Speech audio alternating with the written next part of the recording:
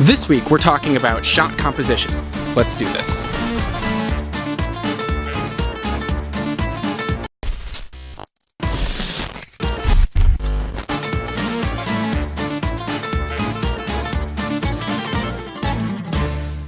What's up guys, it's David Stern from Cleveland Creative Outlet once again for another vlog. It's time to do this. Today we're going to be talking about shot composition. It's something that people have been asking me about, and we're going to be going out into nature. I'm here at South Chagrin Reservation. It's gorgeous, and we're going to be dealing with that today. And I'm going to begin today by talking about the rule of thirds. The rule of thirds basically states that the object of your composition, meaning the subject, should lie on the third lines, like a tic-tac-toe across your viewfinder. And then you intersect that line with your subject. Or you intersect two of the lines with your subject.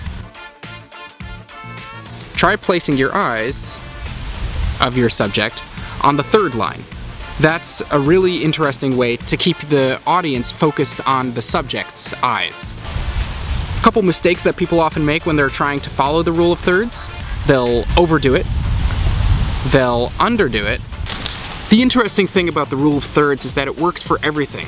I have this piece of paper and I'm going to put it on this picnic table, and you're going to see how well that works. So there's the piece of paper. Here's the piece of paper again, this time following the rule of thirds. It doesn't have a head, so I can't give it headroom, but I did place it on two of the thirds lines. This negative space here, that makes it a whole lot more interesting. The next principle we should talk about is headroom. Usually when you're shooting a subject, we're talking about people. You're shooting people. That sounds really bad. Filming people, that's bad. Capturing people is also a bad thing. You are taking photographs of people. People don't like having parts of their body cut off. So it's important to frame the human body properly. This is bad. This is bad. The way this is cut off. Don't do that. This is good. This is bad. You see how much room there is above my head? Don't do that. Cutting off a person's head in video is extremely common. You see it a lot on TV when they're trying to get super close, you know, like this.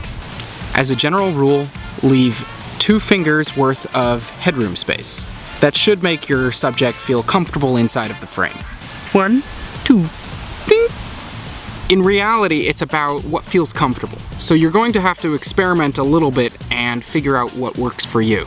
A little bit more is appropriate occasionally, especially if the setting that you are putting the person in is grand. Headroom rules typically get thrown out the window when we're talking about full body shots. We have these really cool black squirrels out here. All right, for this last bit, we're gonna head into the woods because I want to try to show you something. So notice the framing on all 3 of these shots. One is super far, one is a little bit closer, one is closer still, and the last one would be considered what we call a medium shot.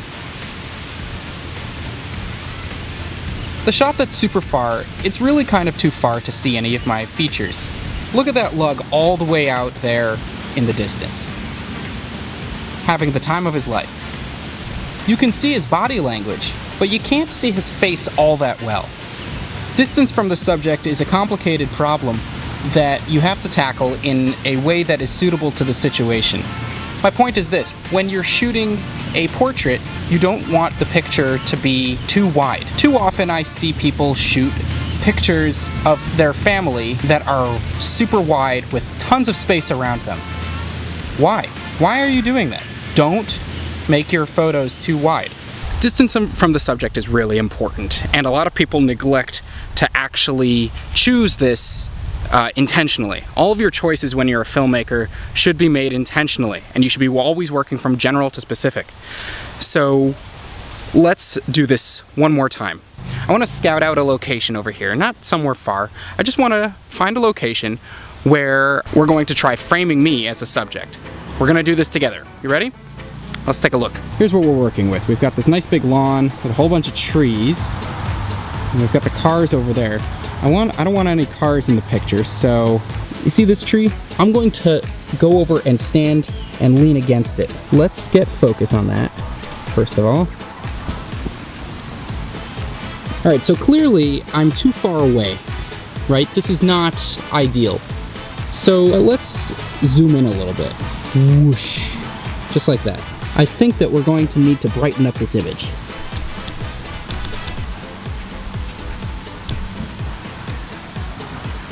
Now we've got focus. I'm going to try sitting on the ground over there. But that clearly still isn't enough, because I don't have good headroom and I'm not actually all that close to the subject. It's still kind of a wide shot. So we're gonna move a little bit closer. I think that this spot should do pretty well. The more I look at this, the prettier this spot is. But because I don't have a camera assistant today, and because I'm shooting myself, the question I have is, will I fit in this frame? So just in case you're curious, we're still zoomed all the way in, all the way up to 135 millimeters. So I actually think that that shot was quite beautiful. Because my whole body is in the shot, remember, I don't have to worry about headroom. The space above me just gives a feeling of the expanse of the woods around me. The only correction that I think I'm going to make at this point is that I want to put myself on the third, like that. And that should put me just about on the third. All right, let's give that a shot. My battery's running out.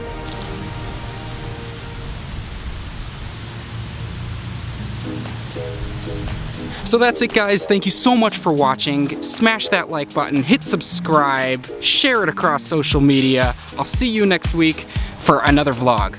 In the meantime, leave a comment down below with a subject you think I'm not hitting.